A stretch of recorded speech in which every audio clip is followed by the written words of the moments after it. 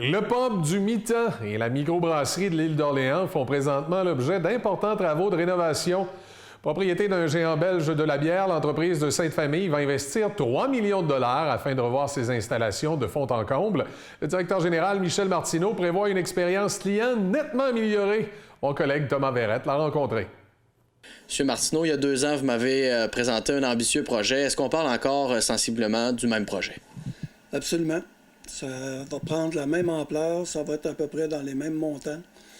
On va s'en aller sur un projet d'envergure, mais de qualité. Puis un projet de rénovation, en fait, au complet, parce que, comme vous avez pu le constater, on a tout mis à terre, puis on recommence tout en neuf. Qu'est-ce qui fait en sorte que ça a pris autant de temps?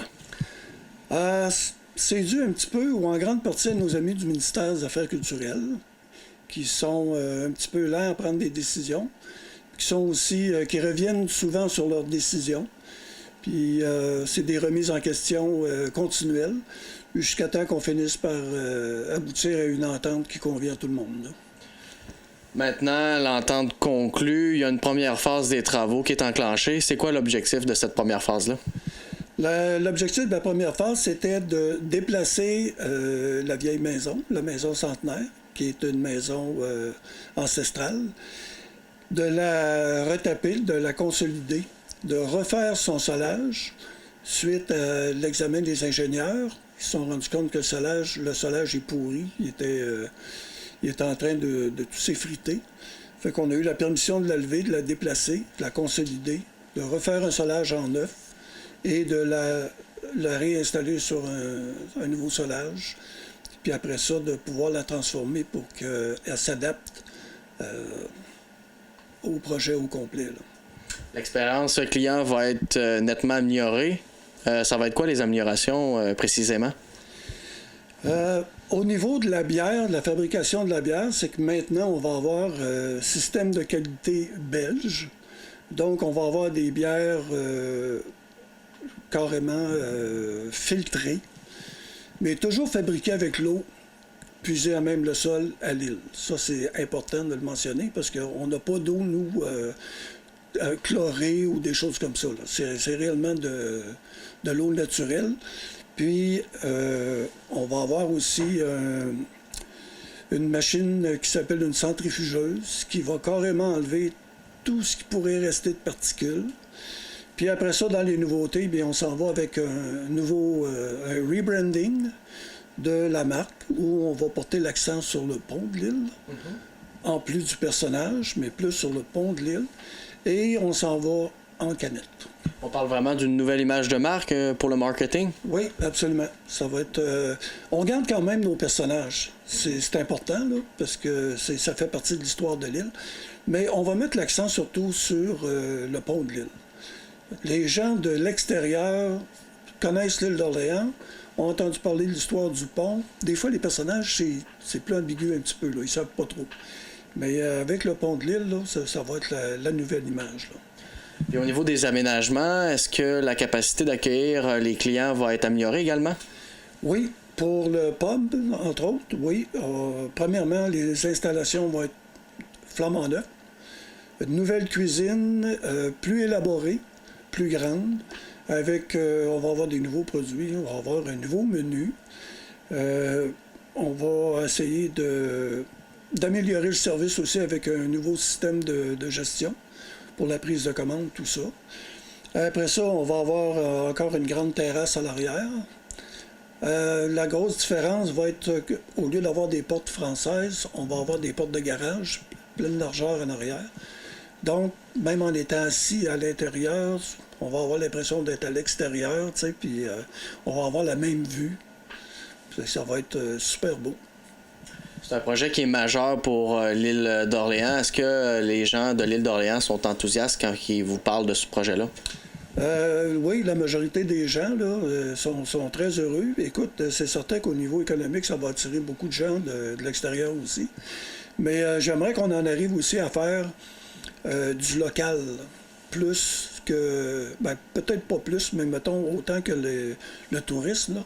avec des menus différents un peu, puis des choses abordables, que les gens qui travaillent autour soient capables de venir manger, là, puis profiter de la vue sur la terrasse, puis tout ça. Là. Pouvez-vous me donner justement une ordre d'idée là, en ce qui a trait à l'achalandage? Ça reste quand même un des commerces les plus achalandés de l'île. Hein? Ben, je te dirais qu'à l'île, tout ce qui s'appelle resto puis terrasse, c'est très achalandé. C'est sûr que les touristes sont portés à arrêter. Ici, pour te donner une idée, je te dirais qu'on ouvre à 11h30 le matin. La file dehors commence à 11h15. Puis c'est mur à mur comme ça jusqu'à 7h, 8h le soir. Donc vous avez eu une bonne saison estivale là, l'été dernier? Oui, on a eu une bonne, là, mais elle aurait pu être meilleure, mettons. Okay. Si ça n'avait pas été des amis de la voirie là, qui ont bloqué le pont un beau samedi là, du mois de juin. Ça, vous l'avez senti? Et boy, oui. Puis, pour te dire, c'était cet après-midi-là, là, on a eu 3 clients au pub. Dans toute l'après-midi. 2 de l'île, 1 de l'extérieur. Ça te donne une idée. Puis après ça, le chemin ici, là, ça a été l'asphaltage, puis les trottoirs. En tout cas, ça a été continu tout l'été. Là. Fait que il y a eu des travaux énormes. J'ai pas l'impression qu'il y a eu plus de monde de l'autre côté parce qu'il y avait moins de travaux. Mais j'ai surtout l'impression que le pont a fait peur à beaucoup de monde. On était rendu au mois d'août. Puis c'est une situation qui a été réglée depuis 2 mois. Là. Mm-hmm. Puis au mois d'août, il y a encore des gens qui appelaient au pub pour dire le pont est-il ouvert? Oh là! Non, c'était pas terrible, ça. Là, vous avez fermé au début de l'automne pour des travaux. Ça ressemble à quoi l'échéancier? Là? Quand est-ce que ça va réouvrir ici? On a fermé la micro le 1er octobre. On vend actuellement les réserves. On a fermé le pub le 15 octobre. Les ouvertures prévues selon l'échéancier devraient être début juin. Mais comme le contracteur dit, on ne peut pas prévoir la neige qu'on va avoir, quelle sorte d'hiver qu'on va avoir. Donc, on s'attend d'être capable d'ouvrir le pub pour le 1er juin. Un aspect qu'on n'a pas discuté, la distribution. Est-ce qu'on peut retrouver ces bières-là un peu partout dans la région de Québec? Dans la région de Québec, dans la région de Trois-Rivières, dans la région de Drummondville, dans la région de Montréal, puis dans la région de Sherbrooke. Et en terminant, c'est une propriété du géant belge Act maintenant, ici à la microbrasserie. Là, comment justement la famille Act voit l'avenir là, pour la microbrasserie sur l'île d'Orléans? Monsieur Van Dorkelen est très, très enthousiaste. Il tient beaucoup à sa microbrasserie à l'île d'Orléans. C'est un projet qui tient à cœur depuis des années, faire quelque chose au Québec. Puis, le fait qu'on puisse en arriver à faire une bière de qualité, ça, c'est pas mal son but visé à lui. Là. T'sais, la rentabilité, il va aller se chercher sur le long terme, parce que c'est quand même un gros investissement. Là. On parle de 3 millions. Là. Ça fait que c'est beaucoup de sous. Mais le pub roulait déjà très bien, puis il va rouler encore mieux. Puis on a la chance aussi d'importer leurs produits, que l'on retrouve chez le distributeur CDL, qui fait la distribution dans la province de Québec. Puis on a un représentant à Québec et un représentant à Montréal, qui vendent aussi les bières importées. Parce que c'est un domaine, les microbrasseries, qui va très bien au Québec. Donc, les années à venir s'annoncent roses là, pour la microbrasserie? Il y en a beaucoup. Il y a un travail acharné à faire pour vendre puis conserver sa place sur les tablettes puis tout ça. Ça, par contre, on a un directeur commercial, Luc Van Steen, qui s'occupe de la division importation. Puis, je te dirais que ça commence à bouger beaucoup. Là. On en discutait justement hier. La bière arrive ici en conteneur. Puis là, on est à peu près 2 conteneurs aux 7 semaines. Là. Ça commence à faire du stock. Oui, d'où l'importance aussi de se démarquer par la qualité du produit. C'est ça, absolument. Monsieur Martineau, merci beaucoup pour le temps que vous nous avez consacré. Et, à bientôt. J'espère qu'on va se revoir à la fin des travaux avec enfin un produit fini. Oui, au plaisir. Merci.